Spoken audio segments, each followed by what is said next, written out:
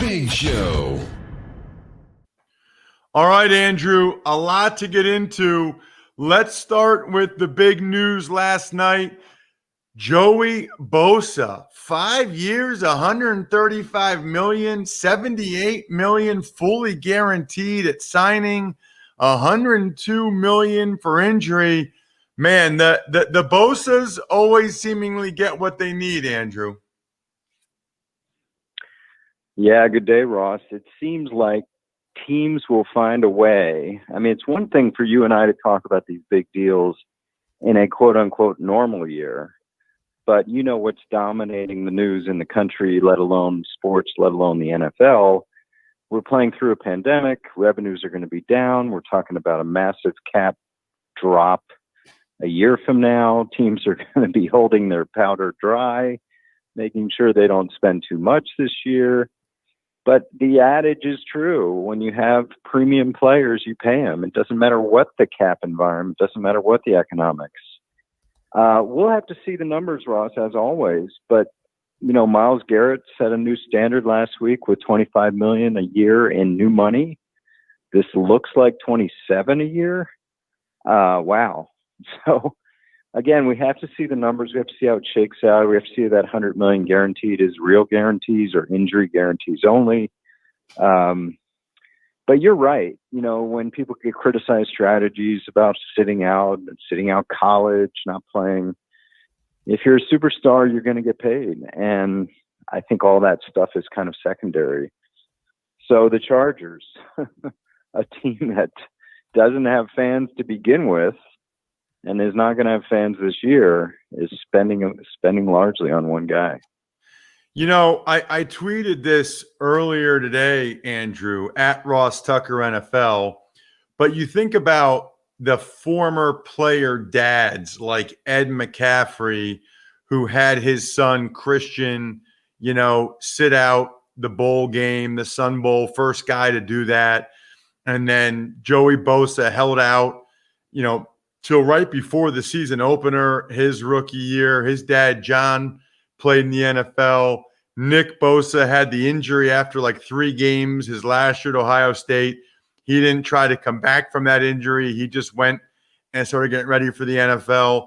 You know, all 3 times those guys got criticism, but it certainly looks like their dads know the deal. They understand the business, and they're looking out for their son's best interests.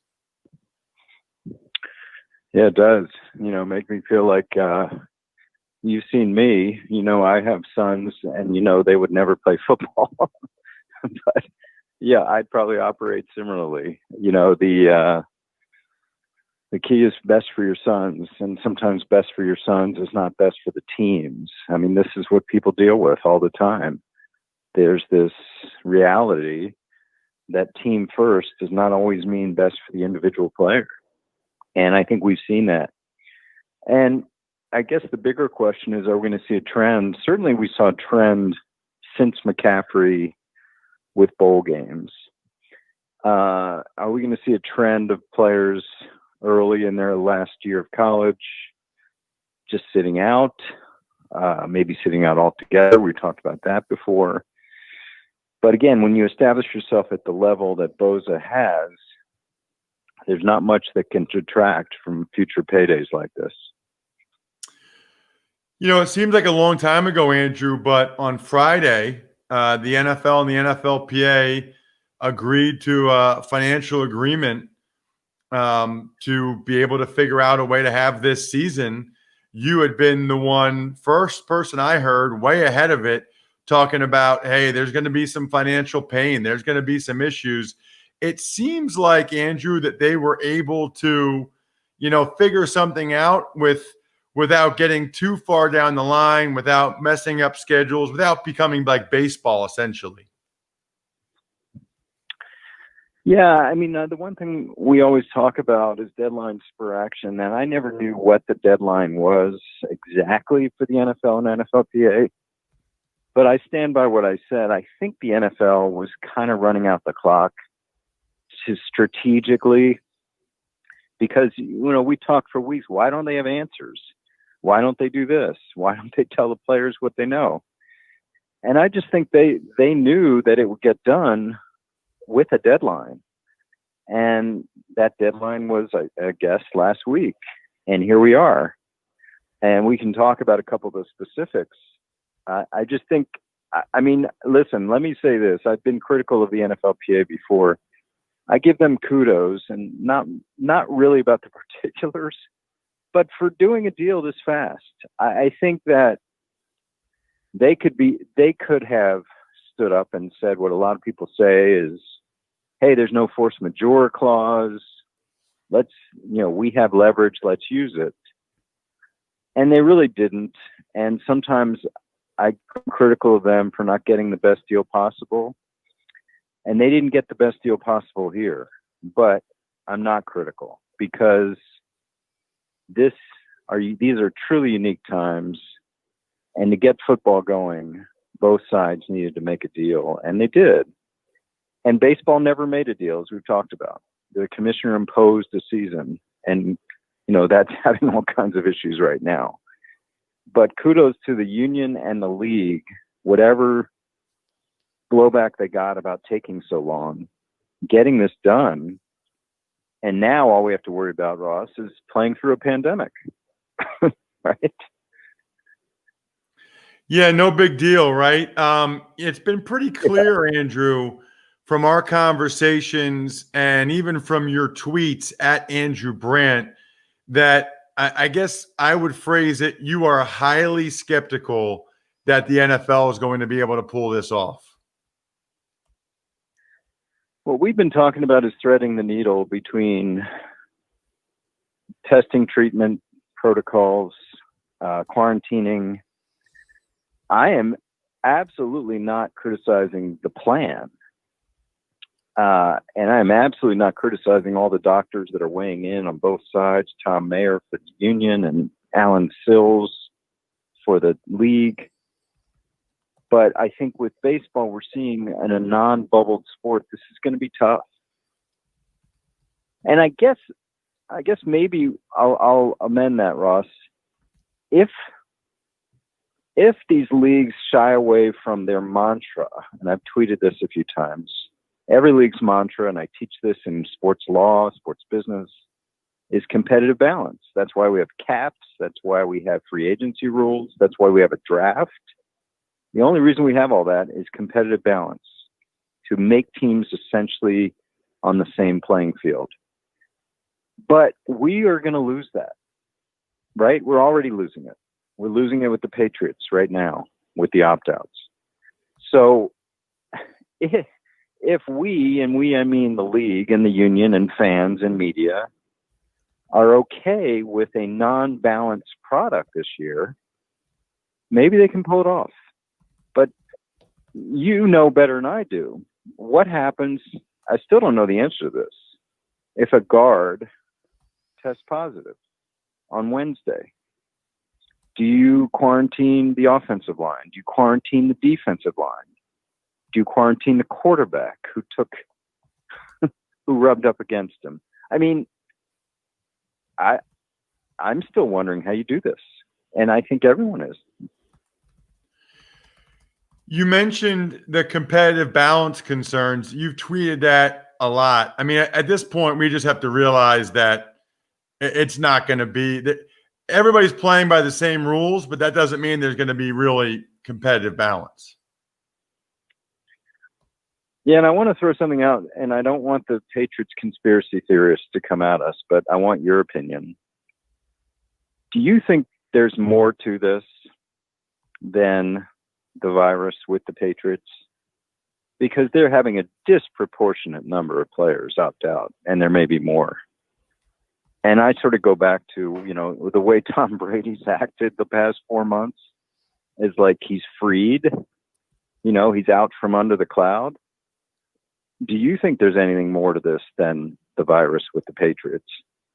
So it's interesting that you say that, because when you were saying that, I thought you meant that perhaps there's some type of Bill Belichick strategy going on here.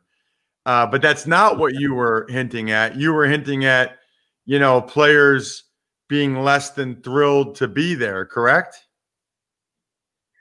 Yes, and wanting a little respite from whatever the Patriots is.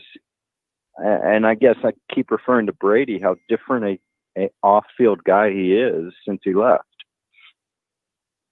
So my take on that, Andrew, is that if you look at, I mean, Marcus Cannon is in his own category because Yeah. he's a guy that had non-Hodgkin's lymphoma.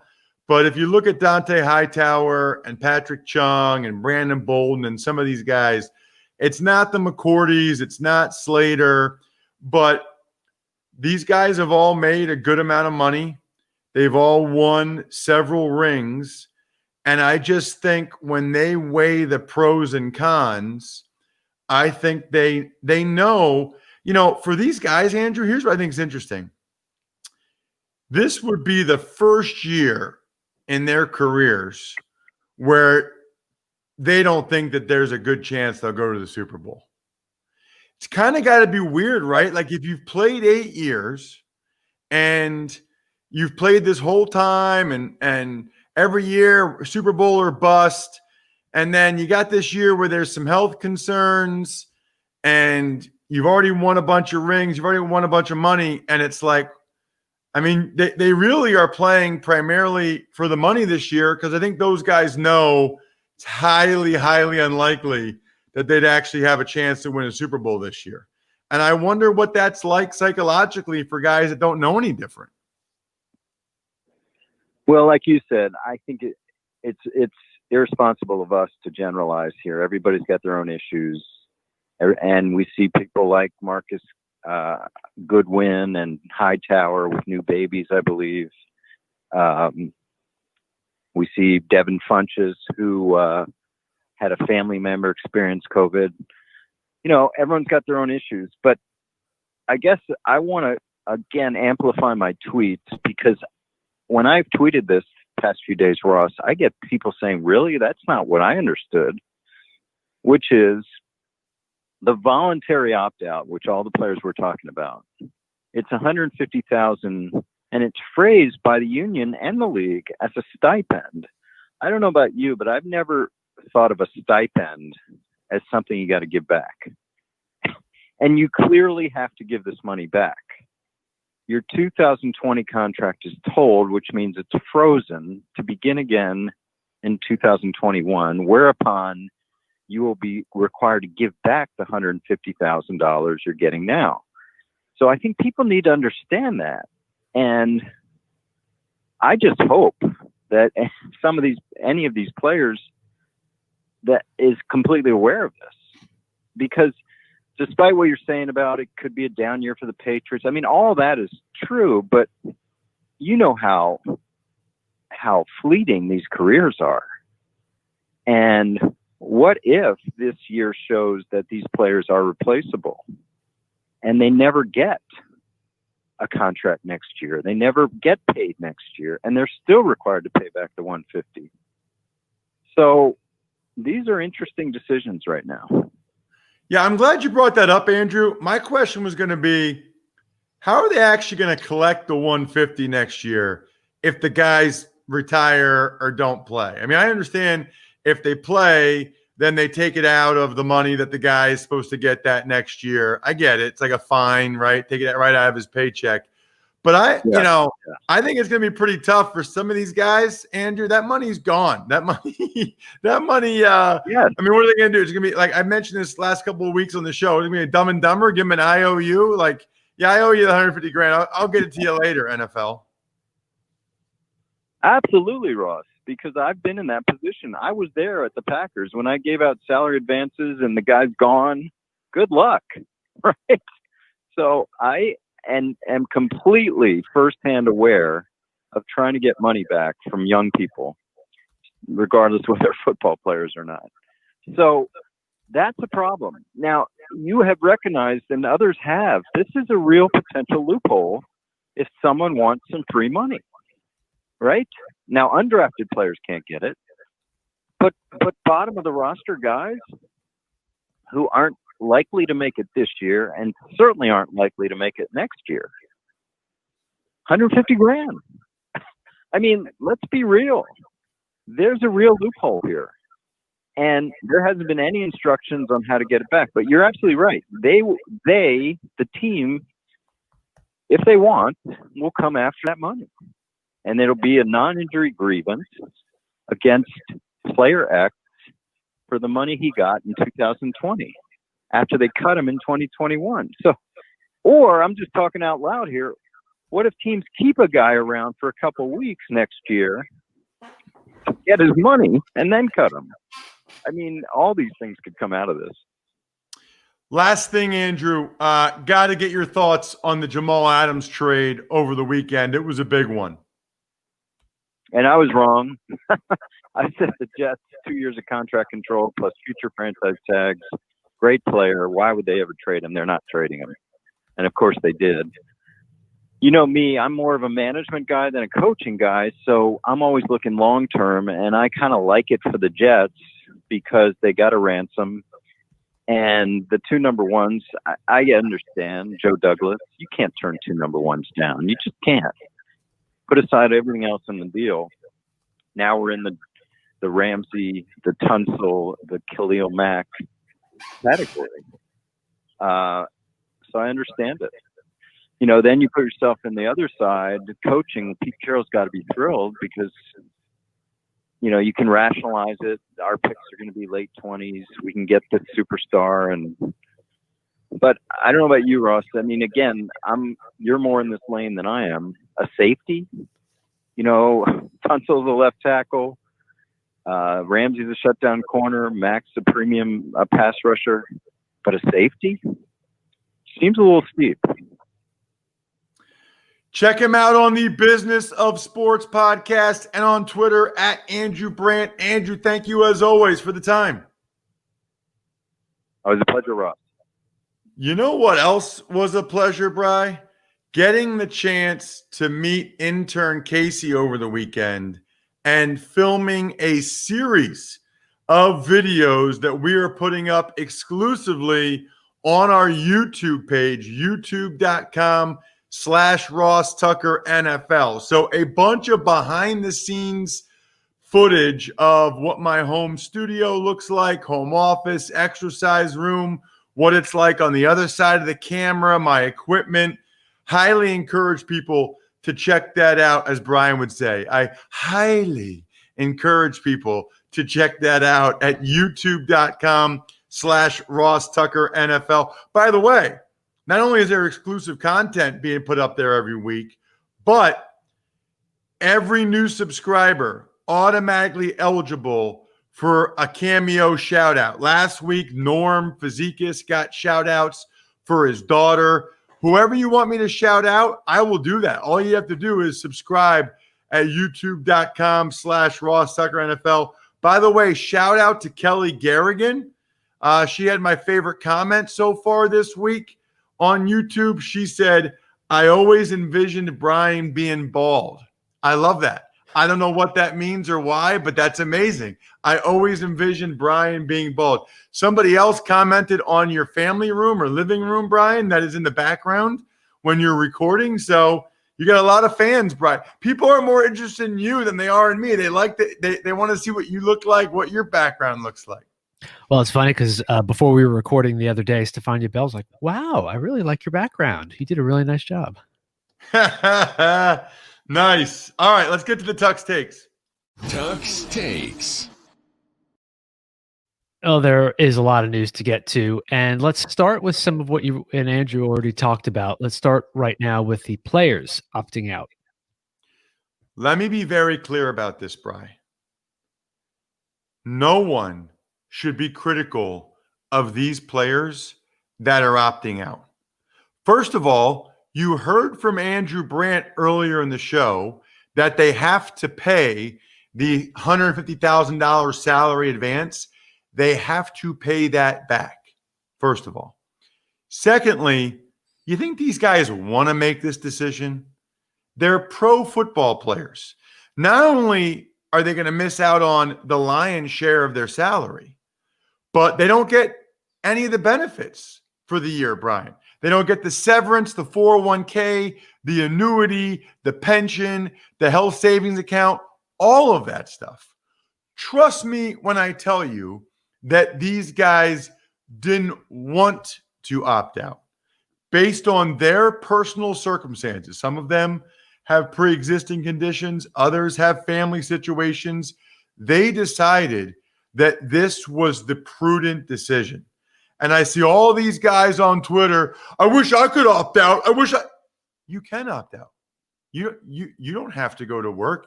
You have circumstances in your life that you could opt. Well, I wouldn't get paid then. I get it. These guys aren't getting paid nearly what they are. I think it's crazy that people that don't know these players, don't know their situations, don't know their health, pre-existing conditions, are criticizing them on social media. Get a grip. Get a reality check would be my recommendation. Tux Takes. Right. As far as the players that are most notable, I mean, we mentioned the Patriots, but Eddie Goldman in Chicago, Star Lotulelei in Buffalo, Michael Pierce in Minnesota, Funchess in Green Bay. So it's been a bunch of players. I think it'll be a bunch more than I thought it would be. That's for sure. All right, let's talk about the monster contract that Chargers defensive end Joey Bosa signed. 5 years, $135 million, 78 of which is guaranteed at signing, $102 million guaranteed for injury overall. Well, I mean, I think that's the point. I talked earlier with Andrew about kudos to their dads and making sure that they're looking out for their son's best interest. But that's a gigantic contract. $78 million fully guaranteed at signing. $27 million a year. That is huge. He's an awesome player. They say he's a great teammate, all of those things. But we're getting to the point now where NFL guys are getting baseball-esque, NBA-esque contracts. Tux Takes. Other news includes 49ers running back Raheem Mostert getting a restructured contract, Vikings head trainer and infection control officer Eric Sugerman testing positive for COVID, and a trio of players landing on the commissioner's exempt list. So Mostert, very happy for him. I interviewed him after the NFC Championship game. Epic performance by him. I think he got a little bit of a signing bonus and the money now, which means he's getting that money, unlike the salary for the year, which I guess is up in the air. And then he gets a bunch of incentives. So kudos to him. Eric Sugerman had just had this big feature with Peter King about all the precautions that they're taking in Minnesota. I'd be curious to know how he believes he contracted the virus and tested positive. There's a bunch of players, by the way, so far that have tested positive, and there will be a bunch more because the veterans just got tested yesterday. So we know a lot of rookies have already tested, now have already been tested, and we've seen the guys have tested positive there. Now a bunch of veterans got tested. There will be a lot more positives. I mean, that's just the math on this. Commissioner's exempt list includes Cody Latimer, who had some rough charges against him this offseason, the Washington wide receiver, and then Giants cornerback DeAndre Baker, Seahawks cornerback Quentin Dunbar. We've talked about those guys quite a bit this offseason. They've got the armed robbery charges, the bribery charges against them. Sounds like both those guys are going to go ahead and file grievances, to which I guess I would say good luck, fellas, because they've got a lot going against them right now. Shout outs to Pizza Boy Brewing and DynastyFreaks.com. Make sure you check out my boy, Paul Roberts, from my hometown of Reading, Pennsylvania, on today's Even Money podcast. With all of these opt-outs, where should you be placing your NFL bets? And we've got the latest NBA and Major League Baseball bets. That's on today's Even Money podcast. Keep subscribing to this show, please, if you're not already. Any of the podcasts or youtube.com/Ross Tucker NFL. I think I gave shout outs to Pizza Boy Brewing and DynastyFreaks.com. Maybe I just gave him a free one. Hey, what can I say? I'm in a good mood. I think we're done here.